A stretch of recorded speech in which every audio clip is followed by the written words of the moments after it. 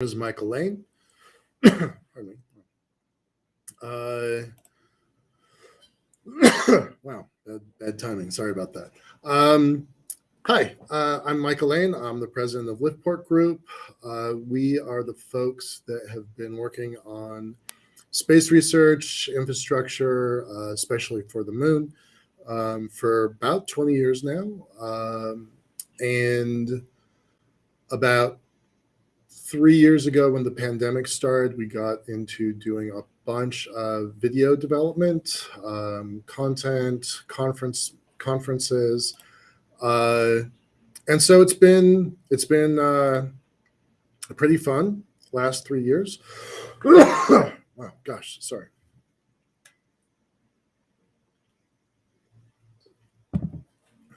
I don't know where that came from. um, I wish I had started this like 2 minutes after this. Anyway, we started working on conferences as a service, virtual conferences as a service. That led to working with a bunch of terrific people. Many of our clients are still very supportive of what we're doing. And we were lucky enough to meet with more than 500 really brilliant people that we had on our various programs.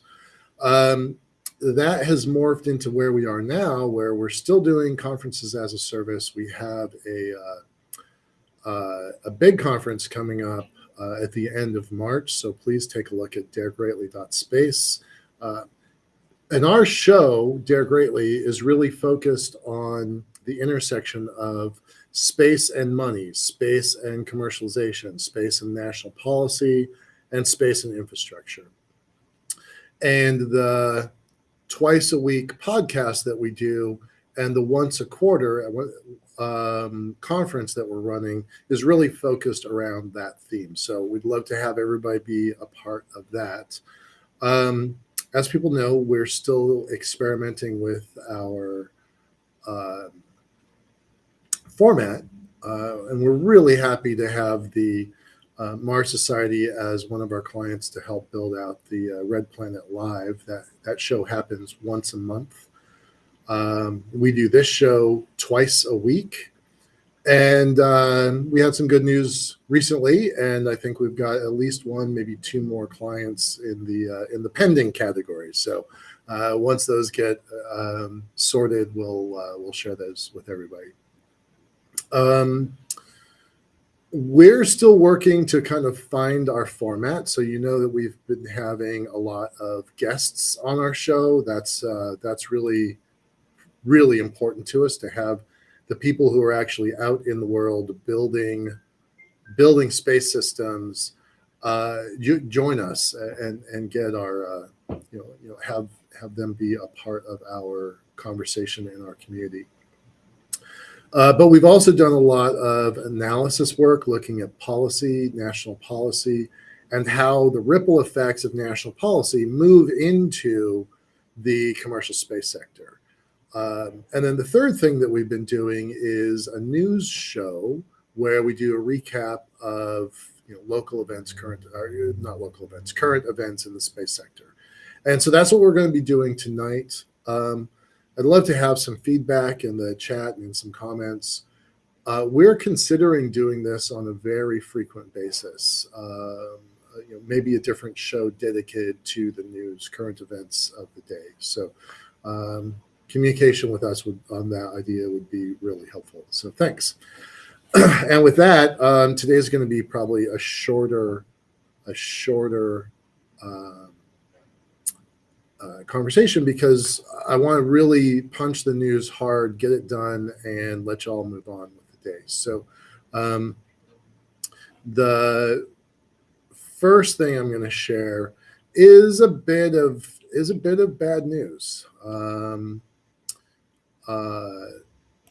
long time friend of the company's, friend of the idea, Dr. Dana Andrews died. He's the guy on the left. Professor Andrews was a truly tremendous guy, and might sound wild, but he was the first person to introduce me to the concept of the lunar elevator. This would have been back in maybe 2005, perhaps, maybe 2006. Liftport at the time was still totally focused on building the Earth's elevator. And so I thought that the idea of a lunar elevator was fun. It was interesting. I didn't see the value or the utility of it. And at the time, I was still very convinced, wrong, but still very convinced that the Earth elevator was buildable back in 2005, 2006. So Dr. Andrews showed me that there was another path, there was another system, that there was value within the lunar system by itself, whether the Earth elevator got built or not, that the lunar elevator was going to be pivotal to the future of humanity. And I confess, I didn't pay as much attention to the idea as I should have. We probably had 2 or 3 different long lunches. This was when he was working with his son, Jason Andrews, at Andrews Aerospace. You might know them as Spaceflight. I think they're still in business, although it's different than it used to be. I think they're part of Spaceflight Industries. But Dr. Andrews, was super gracious with his time. He really did try to convince me and kind of show me the light. And he was the first one that really made sense to me. So it's a bit sad in his passing. He was a mentor to thousands, both as an engineer and then later as a professor at University of Washington. So terrific guy. I will certainly miss him, and I think his legacy is going to live on, but it's still a sad thing for me. With that, sorry, we're going to have to move on. Kind of a weird screech of the record, shifting from sad, somber news to the top 10 richest people in the world.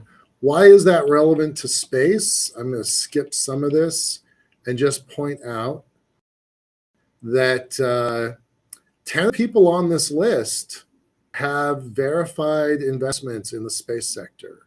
Everybody knows Elon Musk and Jeff Bezos. Not everybody knows that Bill Gates invested in a company. I think that the neighborhood was like $400 million, a company called Teledesic back in the early 2000s. Maybe it was 2004, 2006 timeframe. That company ultimately didn't succeed. And I am told that it's one of the reasons why Gates doesn't invest in space now is because that was such a monumental catastrophe.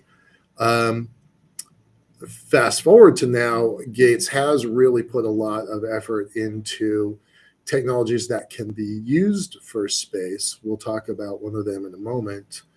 And then Larry Page and Sergey Brin were involved with Planetary Resources in the earliest days of that asteroid mining company.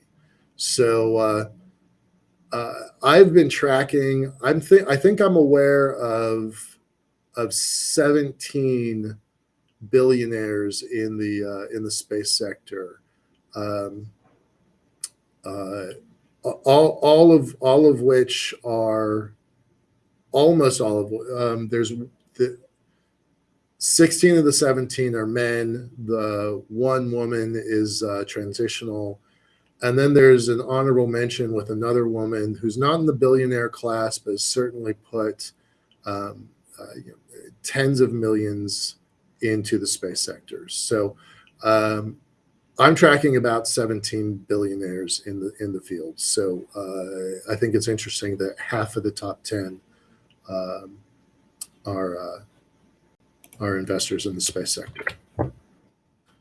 And I'm putting all these links in so people can follow along afterwards. All right. So what's some of the news here? I just lost my share screen. Give me a moment. It's always great. I don't want to get into politics of anything. That's not our style. That's not what we do. But I think it's always terrific when the vice president is showcasing space. That was true during the Obama-Biden administration. It was true during the Trump-Pence administration, and it's true during the Biden-Harris administration. I'm guessing that most people know that space, NASA, is part of the vice president's portfolio. And so with the reconstructed National Space Council, both Vice Presidents Pence and Harris have really kind of jumped into it with both feet. And, to have the Congressional Space Medal of Honor, I had never heard of such a thing. I never had heard about it before. I was really intrigued.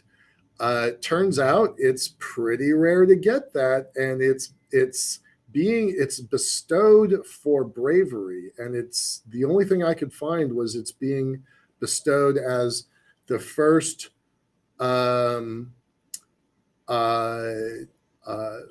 folks to go to space on a new spacecraft. So the folks that went to space for the first time on the shuttle received it, and then these folks did. So I just think that's kind of amazing. I did not know they were as a Congressional Space Medal of Honor. Being a former U.S. Marine, I've known only 2 Medal of Honor winners, and they're pretty darn impressive. And I think that this is pretty neat. So, hats off to the folks that brave the new technology and kind of forging a path for the rest of us. I think that's pretty awesome and pretty commendable. So nice job, folks. Another award that I really think is well deserved, as anybody knows, I think that what Elon Musk has accomplished in his lifetime is pretty remarkable and pretty amazing. However, that I would not put myself in the fanboy category. Well, I am a fanboy of Gwen Shotwell. I think she's a remarkable human being who has taken what we now know as SpaceX is kind of a household word in our sector anyway. And she was basically the glue that held that earliest company together. I've been fortunate enough to meet her just twice in my career. I've met Musk 3 times in my career. I definitely like Gwen better, and I'd be happy to go buy her a beer of congratulatory beer. So nice job, terrific job. I think that's really cool. I'm definitely a fan. So keep up the good work there. Since we're on the SpaceX topic, and I don't know if anybody caught this, but I went from one of the richest people in the world list to a SpaceX employee, awards for the Congressional Space Medal of Honor to another award to SpaceX. So that you can kind of see, I'm trying to build a theme here. I don't know if it's working, so I'd love some feedback on that.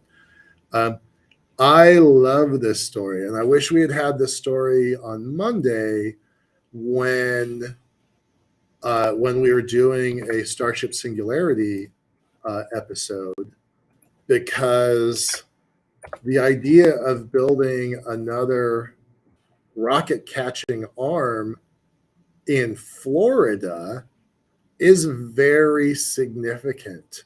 If anybody was listening to Dr. Doug Plata, one of the things he was really trying to drive home was that um, they're building a fleet of spacecraft, and he thinks it's going to measure as many as 1,000 starships.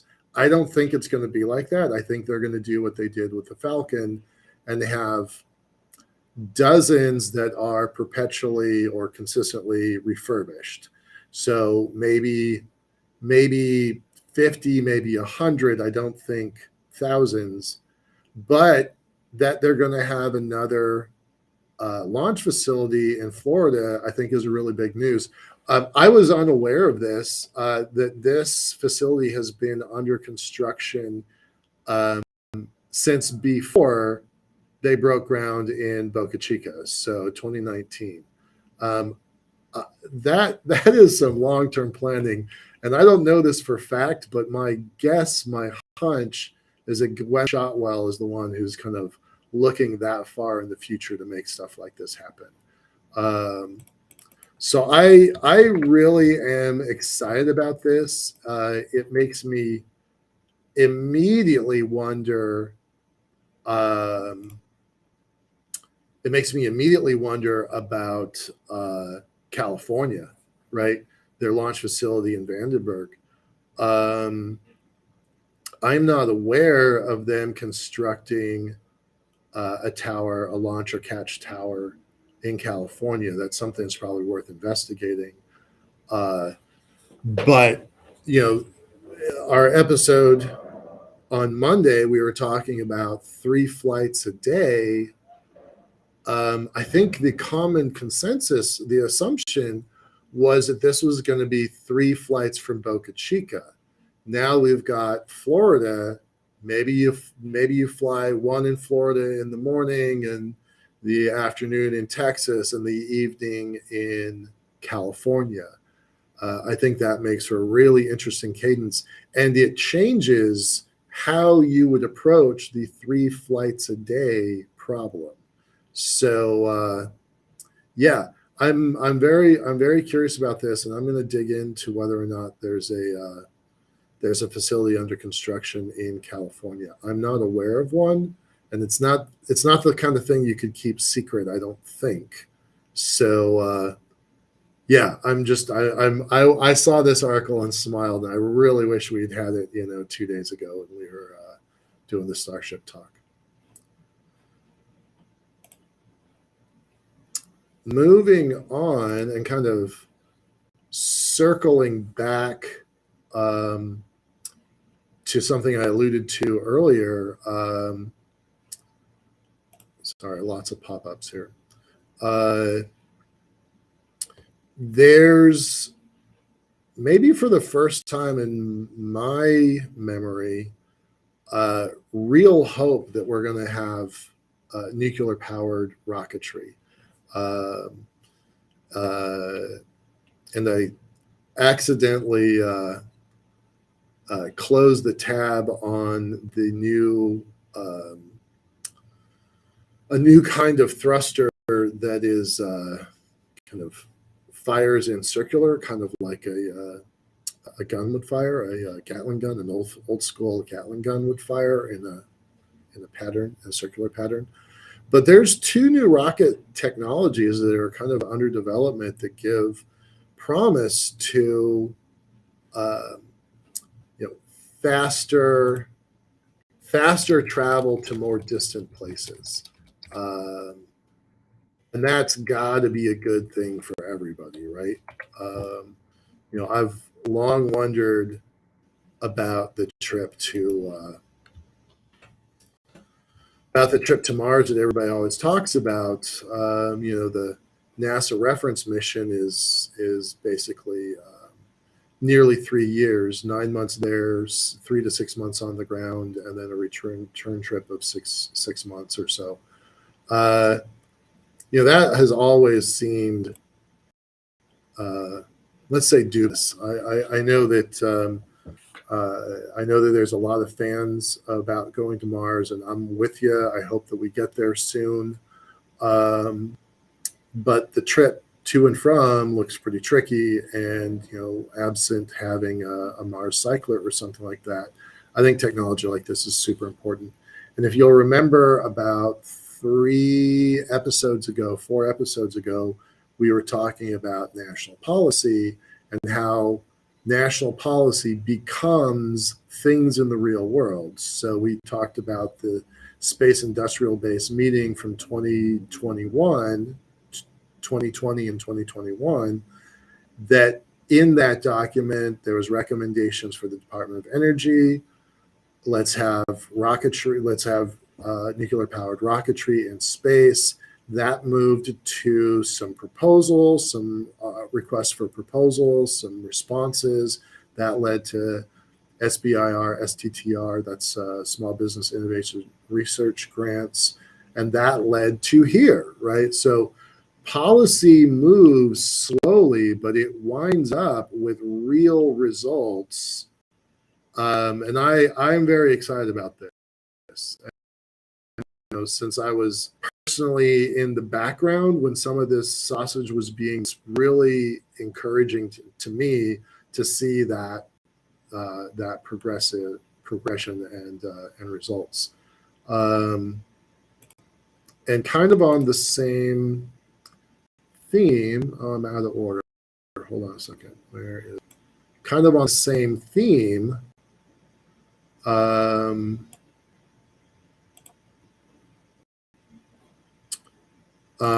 Rolls-Royce is coming out with a system. This is just teasing. They just posted this to Twitter. They're like, here's a picture of a nuclear reactor. I'm like, well, that's interesting. That's good graphics, but really, what is this thing all about? And turns out, I love this, how this article refers to Rolls-Royce as a British aerospace firm. And they definitely are. They power a lot of aircraft, not spacecraft typically. But DARPA, Defense Advanced Research Projects Agency, and NASA are getting behind this. And they're backing, I think they're backing 3. This article only references 1, but I think they're backing 3 different designs and 3 different companies. One of which is by Bill Gates. So bringing it back full circle to that rich list there. I 100% believe in nuclear power for space. I know that's a touchy topic for some people. And during the early days of the space shuttle, there was a mission that was grounded because the protesters were concerned that, if the shuttle blows up, you're going to spread radioactive material across the Everglades. And that mission ultimately took half a decade more to launch because they had to go through the court systems there. Nevertheless, I'm a big fan of having that much energy. It's necessary for a moon base. It's necessary for space stations. It's definitely necessary for Mars. Mars, you're going to have a hard time getting enough solar panels to power a base on Mars. So I definitely think that, and there's different flavors of nuclear. I don't want to pick a particular version because there's a couple different that are interesting. But I think it's pretty cool that this stuff is finally coming online.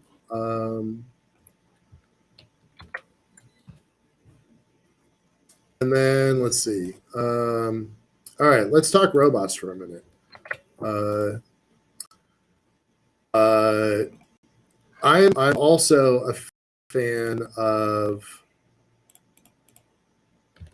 Boston Dynamics. They have a fascinating history, and if people are unaware, started out as a think tank group out of one of the MIT labs turned into a small company. That company was primarily funded to do DARPA research. There are several videos on the internet about the history of Boston Dynamics. They, for a while, they were bought by Google. Google didn't like all the military contracts that they had, so eventually they spun them out. And then I think it was Hyundai. Man, I'm not even sure of that. I think it's Hyundai that bought them, and ultimately that's where they are now. That's the ownership now.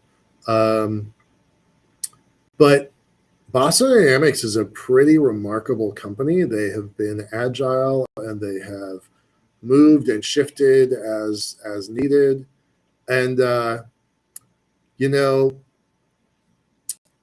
it's easy to kind of make fun of this company. Here's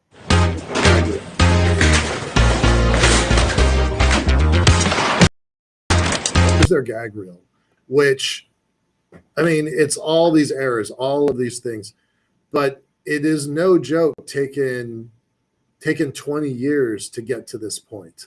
And that they can do this stuff at all is astounding. This end is brilliant, right?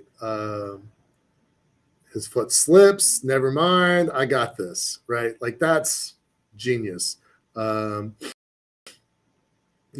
sound on that is me because the engineer says show off. He just mutters under his breath, show off. But it's easy to make fun of this, and I think they're trying to move away from their perceived military background. They have signed a declaration with 4 other robotics companies that their systems will not be used for military purposes.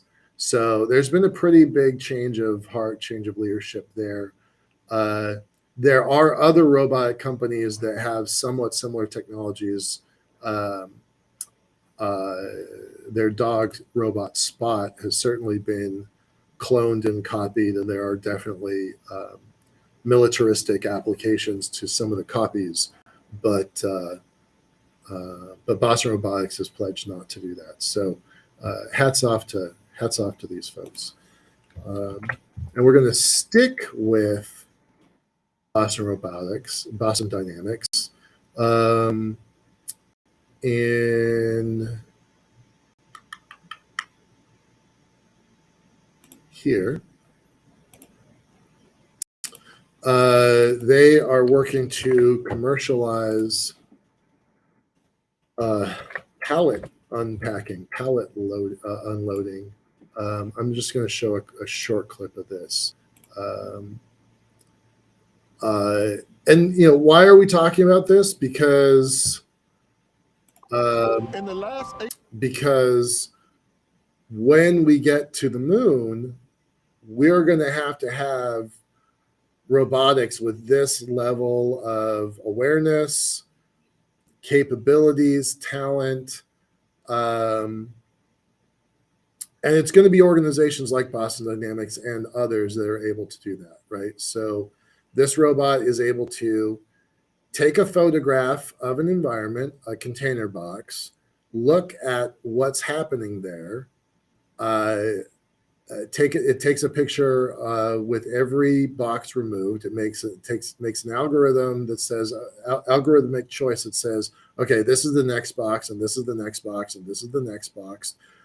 Not really all that different than what a human operator would do. And they unload this 40-foot container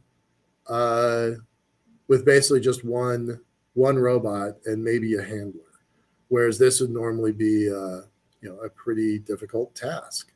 I think its suction system of using vacuum to hang onto the box and move it, I think that's pretty clever. I wouldn't have come up with that. And maybe that doesn't help us in space applications, but an articulated arm like that that's able to maneuver certainly the algorithms are certainly going to be, valuable to everyone. So it's pretty cool, and this is the kind of tech we're going to need when we wind up on the moon. So yeah, I just kind of try to keep the pulse of what's happening in robotics. It's a side hobby of mine, because I think it's a necessary tool for space development.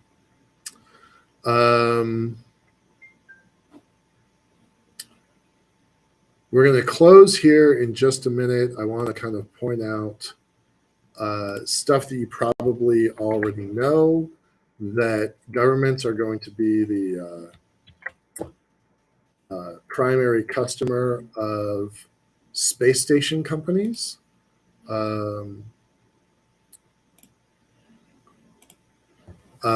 Nobody's going to be surprised that Axiom is aggressively going after governments to fulfill their cargo capacity up on orbit.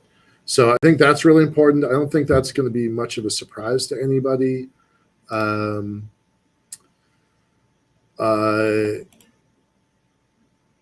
We had yet another near miss on orbit. Leo Labs once again to the maybe to the rescue. I just lost my page here. Nope. Yep, there we go. Leo Labs to the rescue. Oh, this is a cool ad. I just saw this ad for the first time. Columbia Bank and Intuitive Machines. Oh, that's clever. Good for them. Nice job, folks. Huh. These are two very old. It says Soviet era. One of the objects is Soviet era. The other one's about 20 years old or so, post-Soviet. But they came within feet. Somebody says 20 feet. Somebody says 40 feet. But these are big rocket bodies that if they smashed, they were gonna leave a mark. It could have been very bad. Thousands or tens of thousands. Nobody can really predict that, but thousands or tens of thousands of new orbital debris objects. So glad that didn't happen. But there's nothing to stop it from another hit later, right? We don't yet have the technology to stop that from happening. All we can do is wince and wait and hope for the best. So companies like Momentous might be able to do something if they got into the asteroid or the rocket debris removal business. D-Orbit, iSpace, Cylinder Industries. There are many companies going after that market, and hopefully they will have some answers to that. Fast forward, I really am reading this article with a pretty decided bias. CNN thinks they know maybe perhaps a chance of who is going to be the next astronauts, especially going to the moon. And this is a pretty compelling article with some solid justification, but I think it is way too early to start naming, favorites. So right now it's Bresnik, Glover, Hansen, Christina Koch, McLean, Jessica Meir, Stephanie Wilson, and Reed Wiseman. I have my own pick that I think might have a shot at it. But I think CNN really jumped the gun on this. I would be surprised if 2 years from now this list stood the test of time. But currently, it's all we have, so they're just going to run with speculation. I don't endorse that list, but I do think it's important to share what's being said. Um, and then the last thing I want to do, we started on we started this today's show on a little bit of a downer note, and I'm sorry, but we're going to end tonight's show in the same way. But I'm going to tell a story first. I think everybody knows that the Space Shuttle Columbia crashed 20 years ago. It was awful. I was watching it live on television. I remember sobbing in my office, and yeah, it was a bad day. It was a bad day for the families. It was a bad day for the industry. Behind me, I didn't pull it out, but behind me, I have a signed and autographed crew poster from the crew of the Columbia. I was fortunate enough to watch them in the virtual buoyancy lab, the big underwater tank that they do their training in. I never met them, but I was able to kind of watch them. I was fortunate enough to be on the VIP tour in Houston and got to see them doing their stuff, and they gave us a press kit, and I kept that thing. It was an important memento. I have various artifacts from that mission all throughout my office. I probably have four or five things here. When that tragedy happened, we were kind of the whole world, America especially, was kind of lulled into this false sense of security that, oh yeah, okay, the Challenger accident happened, but we're past it. And with this amazing track record that SpaceX has pulled off, with 100% success last year with 61 rockets launched. I mean, we kind of take this stuff for granted now, but I promise you that 20 years ago, we were taking it for granted, but we shouldn't have. And even now, we still shouldn't take it for granted. I think that those astronauts that got their medal for bravery absolutely 100% deserved, because that was an untried spacecraft that they put their lives on the line for. This disaster of the Columbia is particularly important to me. It had only just been a few months before this happened that Brad Edwards and our team released the original space elevator report. This was the NASA Institute for Advanced Concepts research team. It was produced by High Lift Systems. That was Brad and I's company.